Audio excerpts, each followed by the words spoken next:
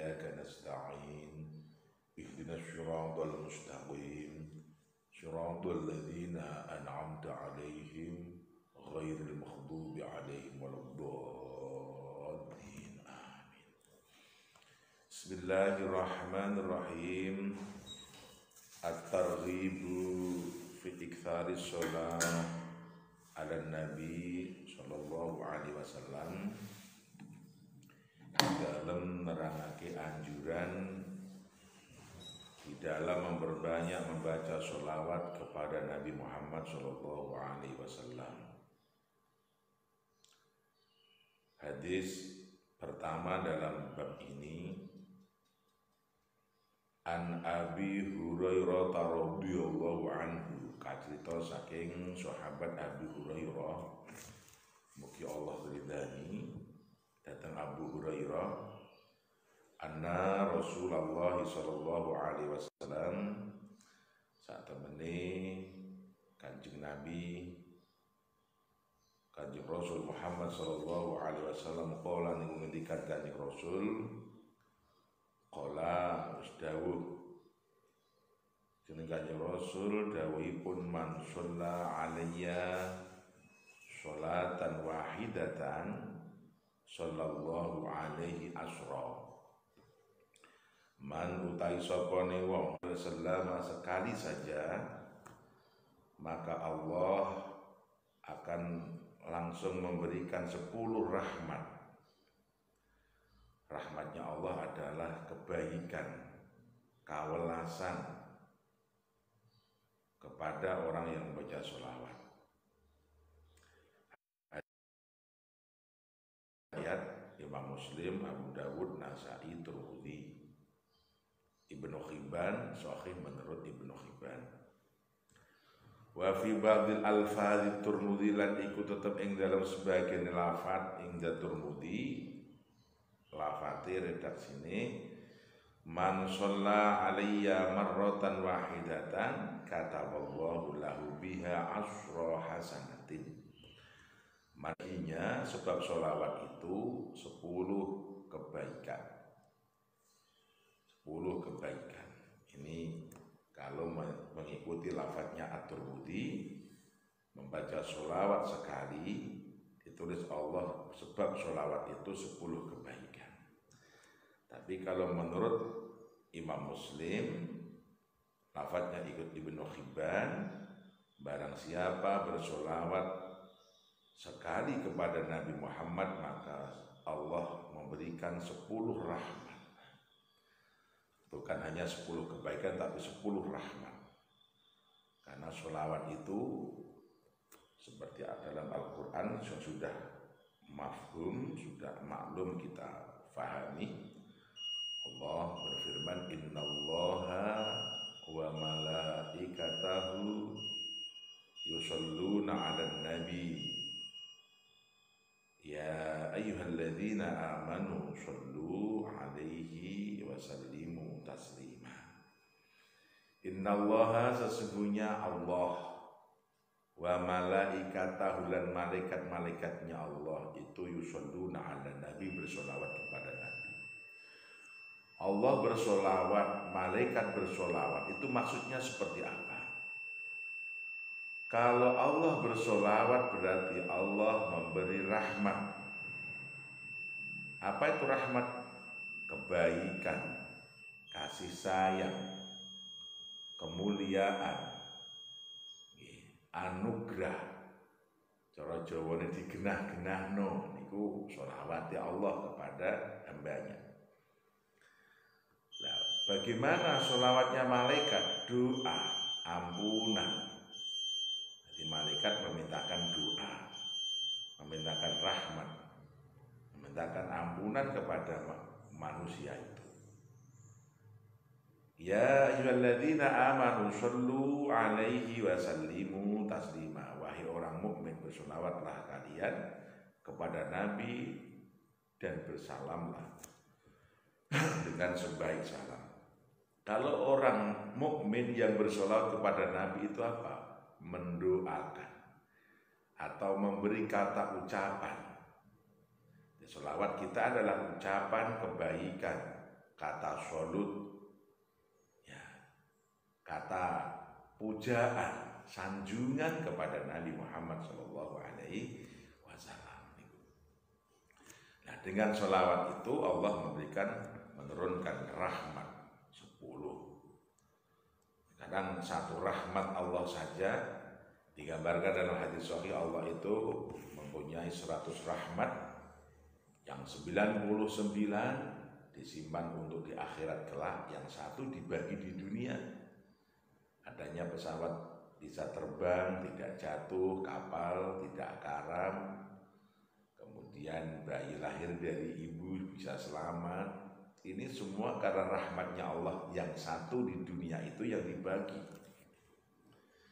Dunia ini stabil karena ada rahmatnya Allah, satu itu yang dibagi. Bayangkan dengan satu sholawat kita dapat 10 rahmat. Betapa tentramnya kita, bahagianya, dan selamatlah kita. Maka sholawat ini bagi yang mengetahui tentu tidak akan ditinggalkan. Kata begitu pentingnya dan begitu cepatnya dapat balasan dari Allah berupa rahmat atau kasih sayang atau pinang genah saking Allah Subhanahu wa ta'ala. Lah, bagaimana syuhudnya sholawat itu? Syuhudnya sholawat itu, karena sholawat itu ada yang sholawat di dalam sholat, ada yang di luar sholat, atau yang memang boleh dibaca di dalam dan di luar sholat, dan ada sholawat yang tidak boleh dibaca di dalam sholat. Pada umumnya sholawat itu adalah Allahumma sholli ala Sayyidina Muhammad wa ala ali Sayyidina Muhammad, atau dengan sirat sallallahu ala Muhammad. Ini sholawatnya Jibril, sholawatnya malaikat Jibril, maka biasa disebut dengan sholawat Jibriliyah, sallallahu ala Muhammad. Ini sholawat yang bisa dibaca di mana saja, kapan saja. Tapi sallallahu ala Muhammad tidak boleh dibaca di dalam sholat. Kalau di dalam sholat Nabi pernah ditanya oleh sahabat, kaifa nusalliya alaika ya Rasul, bagaimana saya bersolat kepadamu ya Rasul? Kemudian Nabi mengatakan, qul Allahumma salli ala Muhammad wa ala ali Sayyidina Muhammad kama shallaita ala Sayyidina Ibrahim wa ala ali Sayyidina Ibrahim wa barik ala Sayyidina Muhammad wa ala ali Sayyidina Muhammad kama barakta ala Sayyidina Ibrahim fil alamin innaka Hamidum Majid. Sholawat ini khusus dibaca di dalam sholat, khususnya pada tahiyat akhir, juga boleh dibaca di luar sholat. Kalau santri biasa menyebut dengan sholawat Ibrahimiyah, sholawat Ibrahimiyah. Nah, tapi uniknya di dalam sholat tidak boleh diganti sholawat lain kecuali sholawat itu. Katakan diganti sholawat munjiat, itu tidak boleh. Saya suka sholawat munjiat, kalau saya kata Allahumma sholli sholatan kamilatan wa shollim salaman, atau sholawat nariyah, nah itu ya tidak boleh. Nah, itu ada sholawat yang hanya pakem untuk di dalam sholat dan boleh dibaca di luar sholat. Tapi merujuk pada garis dasarnya, sholawat itu ya Allahumma sholli ala, kalau kita ya pakai Sayyidina Muhammad karena kita itu hamba. Kalau teksnya kan Allahumma sholli ala Muhammad tanpa Sayyidina, karena apa? Yang mengatakan Nabi Muhammad sendiri. Ya Nabi, kaifa nusalliya alaika, bagaimana saya bersolat kepada engkau? Maka otomatis Nabi menyebutkan Allahumma sholli ala Muhammad wa ala ali Muhammad tanpa Sayyidina, karena menyebut terhadap dirinya sendiri. Tapi kita seorang hamba, sebagai ta'adub, sebagai adabnya, sebagai etikanya, tentunya tidak pantas kita menyebut dengan Allahumma sholli ala Muhammad, tapi menambahkan Sayyidina bukan berarti merubah, tapi sebagai wujud pengikroman, pemuliaan. Karena Nabi pernah menyebutkan ana Sayyidul kaunain, saya adalah sayyidnya, saya itu ketuanya dua alam, alam dunia dan alam yang tidak kelihatan. Saya adalah sayyidul Ajami wal Arabi, saya adalah sayyidnya orang Arab dan orang selain Arab. Nah, itu sayyid. Maka dari hadis-hadis itu, maka kita sebagai etika kita seorang hamba, seorang umat Nabi Muhammad SAW, kalau bersolawat tambahkan kalimat sayyidina sebagai wujud penghormatan.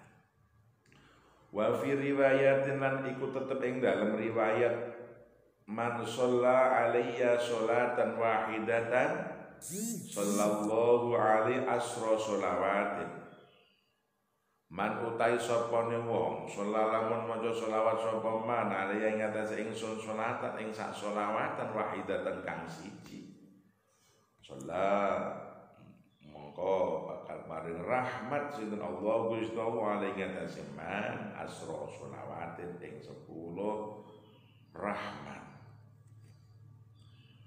Wa yakhuttu lan lebur sinten Allah anhu ing man biya sebab sholawat asra sayiatin ing 10 keelekan. Wa rafa'ahu lan bakal ngangkat ing man biha sebab sholawat asra darajatin ing 10 derajat luwih dhuwur. Rawahu Ahmad wan Nasa'i wa lafdhu lahu Ibnu Hibban fi sahihihi. Dalam riwayat lain yang diriwayatkan Imam Ahmad wan Nasa'i, lafadznya mengikuti Ibnu Hibban dalam sahihnya Ibnu Hibban, barang siapa bersolawat kepadaku sekali saja, maka Allah langsung memberi 10 rahmat. Allah langsung memberi 10 rahmat, 10 kebaikan, 10 kasih sayang, 10 panggenaan. Allah menghapus 10 dosa, 10 keburukan sebab sholawat itu. Maka dalam beberapa keterangan, wong maca sholawat iku yo kanggo nglebur dosa. Kanggo nglebur dosa yo maca sholawat. Dan Allah akan meninggikan 10 derajat lebih tinggi sebab sholawat itu. Maka betapa mulianya orang-orang yang bersolawat dengan hati yang tulus itu dimuliakan Allah di depan umat dan tentunya kelak di hadapan Allah Subhanahu wa taala. Cara wirid gampang niku nggih maca sholawat. Cara ndonga gampang niku nggih maca sholawat. Cara nenun sing gampang niku nggih kanthi maca sholawat. Iku mau lafate dari Ibnu Hibban. Wal Hakim lan indal Hakim walafdhu lafati Hakim qala Rasulullah sallallahu alaihi wasallam man shalla alayya wahidatan sallallahu alaihi asra shalawatin wa hatta anhu asra khati'atin. Mandai sabane wong sholat lamun maca sholawat sapa man ing atase ingsun wahidatan ing siji sholat mongko paring rahmat sinten Allah Gusti Allah ing atase man asra shalawatin ing 10 rahmat. Hatta lan nglebur anu ing man asra khati'atin ing 10 kesalahan. Hampir sama, cuma lafadznya beda, maksudnya sama, cuma redaksi kalimatnya yang berbeda. Barang siapa bersolawat kepadaku sekali, maka Allah langsung memberi 10 rahmat dan Allah menghapus 10 dosa. Hampir sama intinya, sekali solawat kita baca, maka 10 rahmat Allah turun, 10 keburukan dihapus oleh Allah, 10 tingkat derajat tinggi akan dimuliakan Allah Subhanahu wa ta'ala. Jadi pengen mulia maca sholawat, ya toh. Pengen penak maca sholawat, pengen dikenal Allah maca sholawat. Nah, mula sampai ono lagu ke, mula jodoh kurang sholawat. Hadis lajengipun wa Tabrani fi Shaghiri wal Awsat.